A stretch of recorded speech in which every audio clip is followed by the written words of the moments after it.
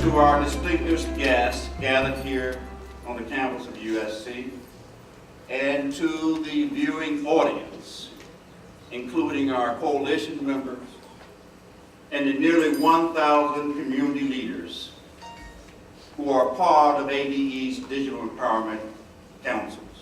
We've come to the City of the Angels, strengthened in our core belief in the promises and possibilities of digital empowerment,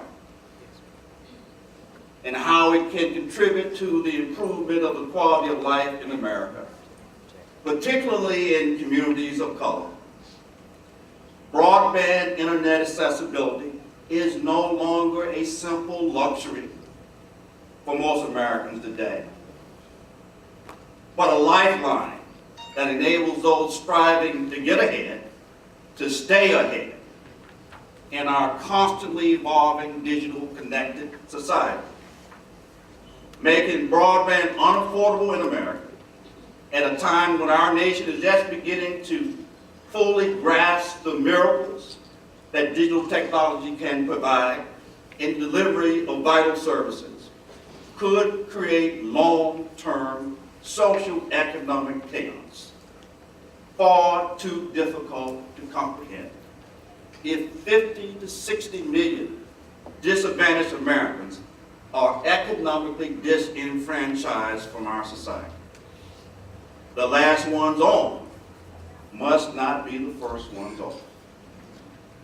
Now, while Wall Street is booming, Main Street is suffering, especially African American and Latino, Native American, and blue-collar consumers, who are the true victims of this economic train wreck, which started with America's entry into Iraq well before President Obama's inauguration in January of 2009.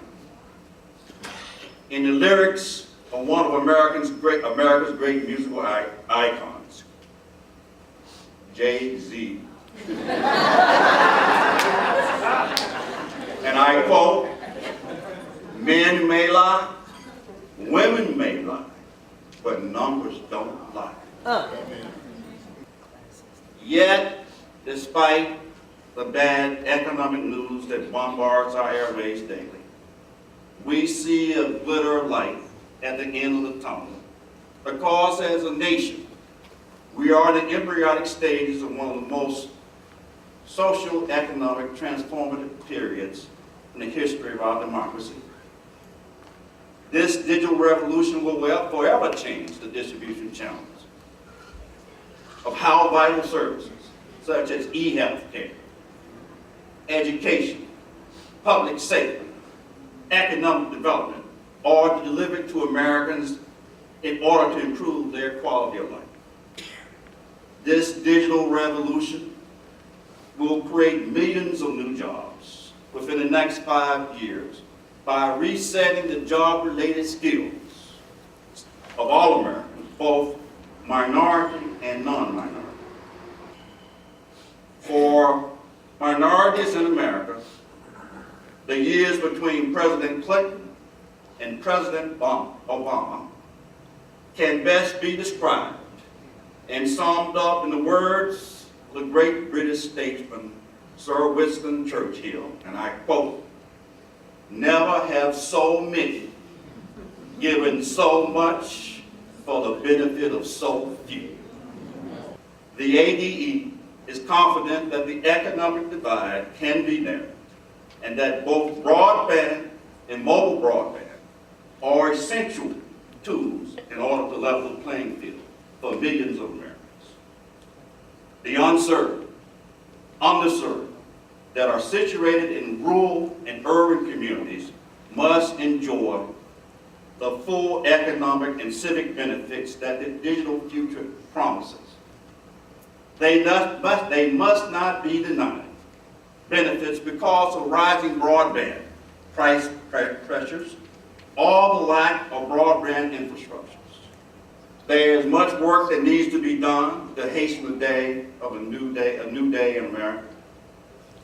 Let us remember the words of Dr. Martin Luther King Jr., and I quote, all progress is precarious, and the solution to one problem brings us face to face with another problem.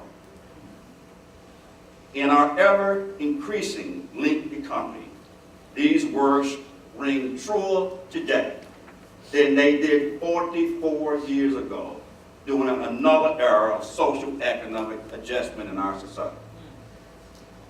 As we conclude this remarkable summit, let us remember the legacies of Dr. Martin Luther King Jr.